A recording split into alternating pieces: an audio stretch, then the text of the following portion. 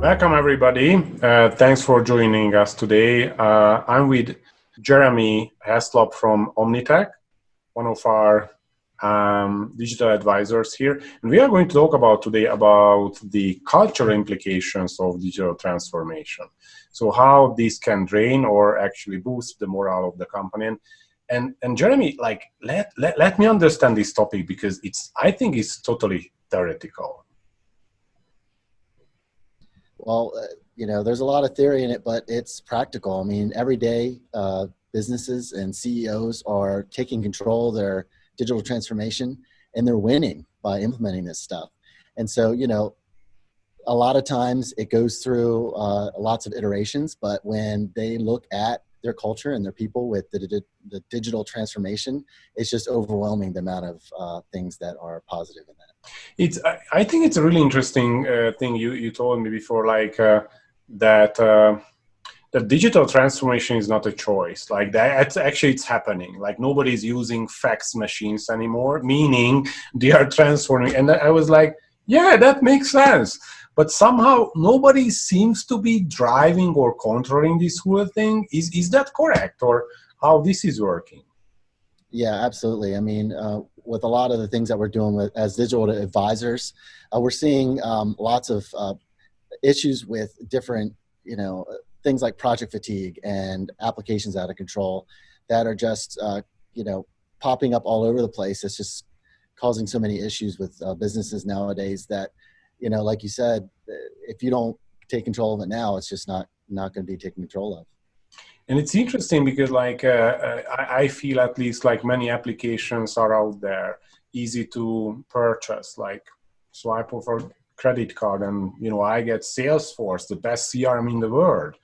But like these applications are not always or very rarely implemented well and boosting productivity and get client experience and great internal processes. And why do you think many small and mid-sized companies are not able to actually get or take advantage of this opportunity?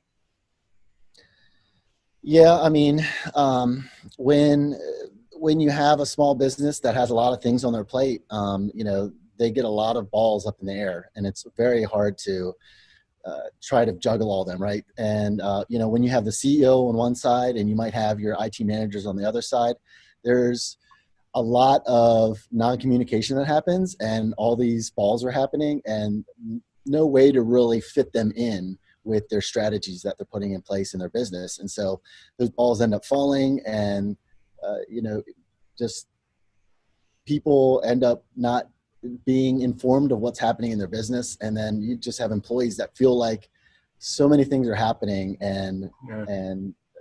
it's just so hard when you have all these apps coming at you in IT projects to do your job sometimes.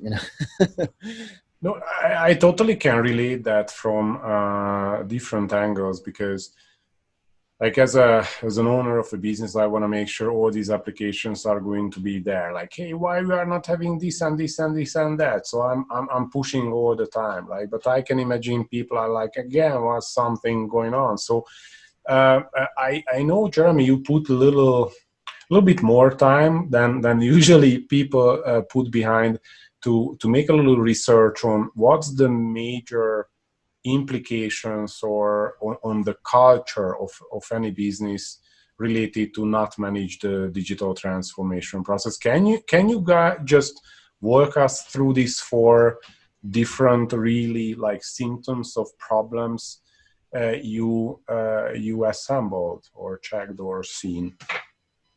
Absolutely.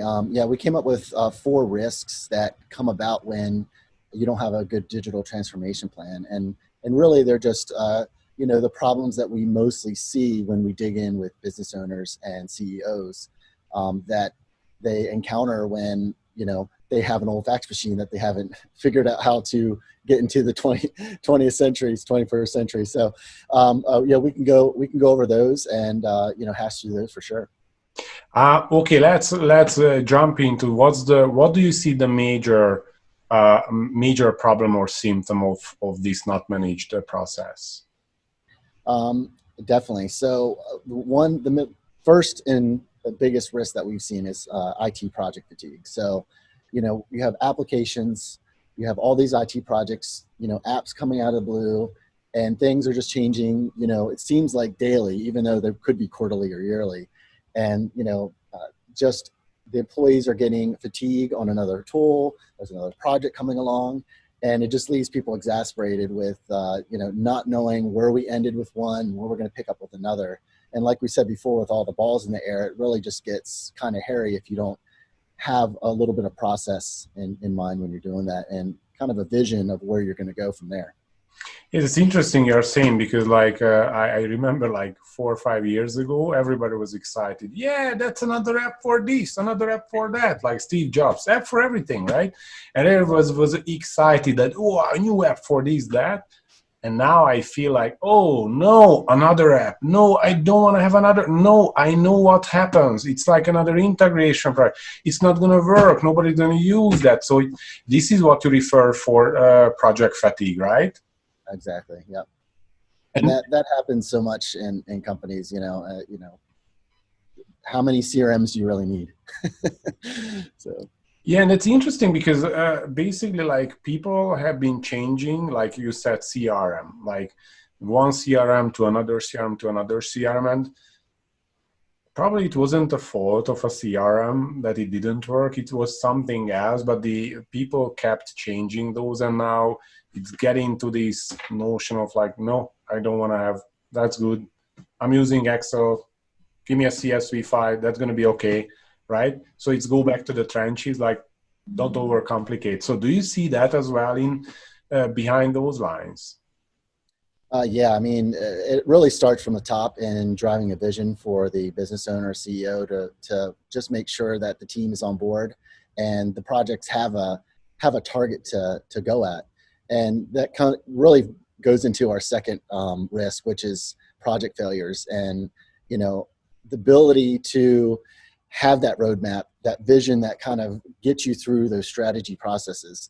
So when you have too many failed projects, you have all these, like we talked about, many apps and integrations, and you kind of start with the app instead of the process. So if you don't have the vision to really get down, then you end up not having any credibility with your team because you're going through all these apps so often.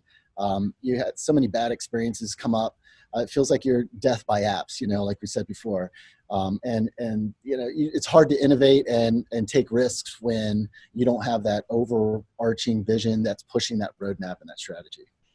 So you mean by that, like as a that's interesting because like many of these projects has been initiated by the leadership, right?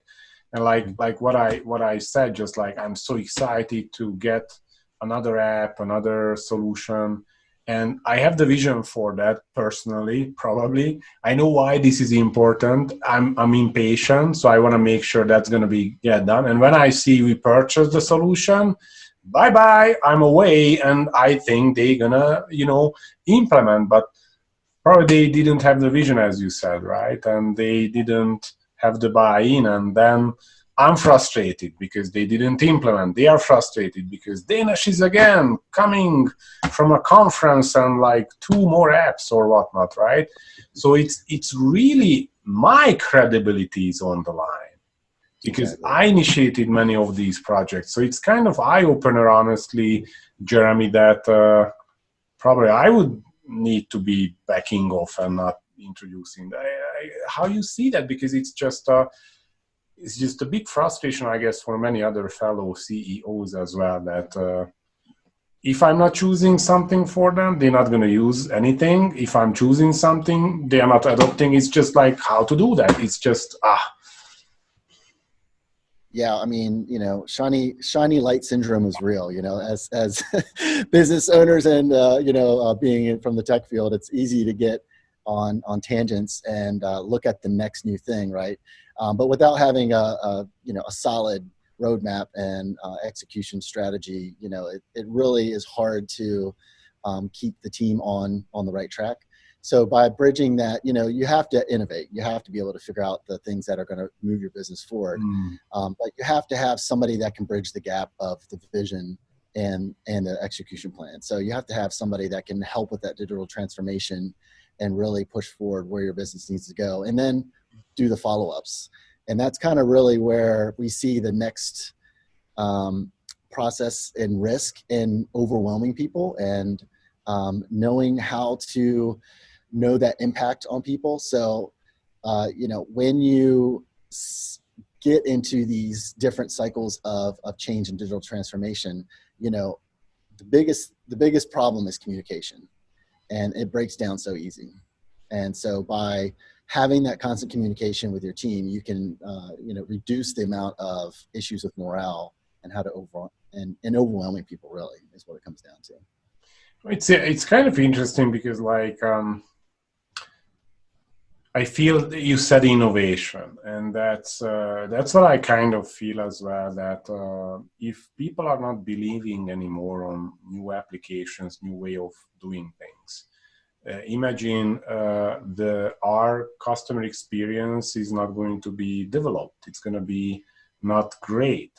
Our internal processes are not going to be that good without this innovation. So, do you see that like failures of digital projects, applications, integrations um, are really affecting the how to say the is is how brave we are as entrepreneurs and like taking back a little bit, and we are not going to be brave enough because we failed so much.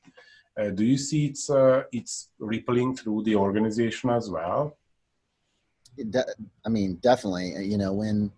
When I mean, some people call it just being gun shy, because when you bring all these projects and then there's so many balls in the air, and there's a failure with a couple, people get kind of, not only are they overwhelmed, but now they're kind of ticked off at you for taking them through the three CRMs or through the multiple apps, and now you're stuck with your team that doesn't want to do any more of these projects. They're just like, we have our Excel spreadsheets, leave us alone. So getting the buy back with your team is a huge win for CEOs and business owners. It's like it's really deep because how to say, like, if entrepreneurs are not going to be brave and take risk and try new things, then innovation dies, and again, like customer experience, but like, we are not going to be able to be competitive anymore. And it's what you said is really really alarming, is that digital transformation is happening, but we are not controlling that digital transformation. That leads to failed projects, that leads to overwhelmed people, that leads to fatigue of new projects, which is leading to a culture of less innovation. How to say? That's Jeremy. That's scary. That's It is. And that kind of, like, I keep giving segues, but that kind of segues directly into the last risk, the number four one, or fourth risk, which is there's really nobody in between the owner and the business side of the tech. So when you have somebody in IT that's managing those projects, and you have the CEO that brings his innovation in, but there's really no owner of that digital transformation. And so I think that kind of puts the nail on the head of what you're talking about, of it being scary that there's nobody taking ownership of that piece of where we're going to go with our digital transformation and how we're going to get to that next level of innovation. The CEO's busy. The IT guys don't know what's going on with the business. They just want to make sure your internet's still up. There's no internal champions that have the knowledge of both sides. And by finding somebody that can be a VP of digital transformation, really, you can kind of mitigate that risk for sure. It's really interesting that so go through one by one, because I think Yep. that's really important. So you said that the CEO or the owner of the organization is not really taking ownership of this project. What do you mean by that exactly? The CEO is not taking ownership Yes. of the digital transformation. Well, he has all his other responsibilities, of running the business, knowing the bottom line, where they're going with, you know, making sure that the widgets are being created, or CPA is creating their W-2s and creating 1099s for their customers. So the digital transformation kind of gets pushed off onto the IT group or the IT manager, but then the IT manager doesn't really know how the business works 100%. So there's that gap there that needs to be filled, and that's really the risk that we're seeing today with business owners. Yeah, that's interesting because like basically the organization's leader is taking the or making the shots of let's do that, but IT people, as you said, are more on the infrastructure side, make sure applications are running. But basically that's a void between, like we need to bridge somehow these two worlds, the business side and the technology side some way. And that's really interesting because that's what I see from the group and the other advisors as well, that the major undertaking, what they do for the client is actually bridge these gap. And that's kind of like really hard to define. Like, can you give me examples what should be done ongoing to actually, make this plan happen if we have any digital transformation plan to actually execute that? So what type of things you guys doing to make that happen? Yeah, well, we were joking before that, when you have that gap, it's like running around with no chickens with their heads cut off. It's Yeah, kind of it's, like headless chickens. You don't know where to go, but you're going there fast. So really, it comes down to just having a good plan. A system of for your digital transformation. So if you plan, if you don't, what does it say? If you don't plan, you're planning to fail, right? So so having something in place, having that quarterly sessions. We talked about rocks a little bit earlier, having a way to measure that, some processes, best practices. You can really start to build that bridge that gets your business processes and your vision along with your roadmap to be able to have a plan of execution that allows you to implement those digital transformation projects and start getting control of your business back, really, is what it ends up being. yeah, it's interesting because it's really not a rocket science. I mean, do like quarterly meetings, plan, Mm-hmm. distribute the different obligations, make people accountable. Like this is really just a kind of management and leadership role for a specific area. Yep. But what's tricky on that, I guess, is that you need to know the domain, how Yes. IT project works, how to implement an application, how to select a vendor, things like that. And that's usually on. I really see this big problem like. It's like give an example is like when you build your first home, you you always hear from your friends, no, it's really hard, and you say, yeah, I get that, but our project is going to be flawless, right? When you finish it, like you go crazy, like why I didn't listen, right? So that's why Mm-hmm. like there is a Hungarian saying that the first home you build for your enemies, right?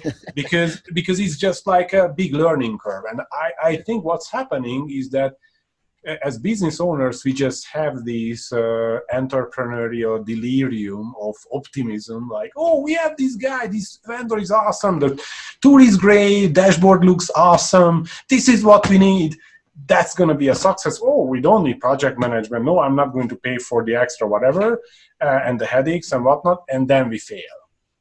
Right. Ah, it's just so true. And what do you think? Because like we do have these four big problems you identify, but in a nutshell, like can you give us like a real quick overview of how to solve these problems in a general sense? Sure. I mean, by putting together your digital transformation vision and having a strategy session where you put together that roadmap, look at the strategy that you can implement, and then figure out an execution plan. You know, pretty much in 90 minutes to two hours, you can come up with a step-by-step quarterly process where you really have that roadmap of taking you for that, across that gap. So you're looking at a place in time that you can say, hey, I'm here now, and in 2 years, I'm a totally different company because we put a little bit of energy into it and started planning quarterly. And we have talked about it before with our workshops and our scoring benchmark, that you can really see with a couple questions, sitting down with the business, where you are now and where you can go with that kind of planning strategy. Hmm. That's really good. And Jeremy, can you just go through once more really on the four different implications of on culture? Because I think it's really intriguing that how deep the problem can go if you are not managing these digital transformations. So can you just push through in 2 minutes on that? Yeah, on the four risks that we talked about. Yes, exactly. Yeah, well, number one was IT project fatigue, and that's, applications and IT projects are too ad hoc. So people are bringing them out of the blue, changing things all the time. The second one was project failures, like just too many projects. And when you have too many balls in the air, you're going to fail on something. So just by reducing the projects, integrating it with a good strategy, and not going with an app first, but a process first. So starting with the process and then making sure that the apps are filling in, not the other way around. Number three was overwhelming people. So underestimating that change and impact that you're going to have on people as you decide to put these new projects into place. And, you decide that all this change is happening, but you need to make sure that there's some processes in place and communication is had, and not overwhelming people, helping them get skin in the game and some buy-in for your team. And then the last one was nobody's owning that business side of the tech. So the CEO is busy. No one is owning the digital transformation. IT guys aren't understanding your business, and you're really not having anybody internally championing that gap between the digital transformation and where you are now. So those are the four risks that I think have the biggest impact with people today in their digital transformation plans. Oh, that's interesting, and how I feel this is really. If these are not going to be solved for most small and medium enterprises, like actually the brevity goes away, and like people are going to withhold with innovation, and that's going to be the major problem. Is that if the small and medium businesses are not innovating because they had so much failure and nothing has changed, they are just not investing on technologies, and the big companies are going to, and that's going to create again a gap between enterprises and smaller businesses. Jeremy, thanks for being with us, and for you guys who are listening and watching this, like the digital advisors are helping for every small and medium-sized business with the digital maturity and digital transformation audits. So you guys just check up on the website. That's a free tool we've been using to benchmark and get more intelligence from the community, and also give you back a lot of feedback and measurables and action plans, what to do with digital transformation. Everybody in this group are really believing that that's really an important topic for making this digital transformation as a strategic asset, not just having random projects, having IT people, managed services are working on that, but actually it's like putting that as a strategic asset. So again, thanks, Jeremy, for joining us, and thank you very much for your wisdom today. Thanks, Dinesh. Appreciate it. See you.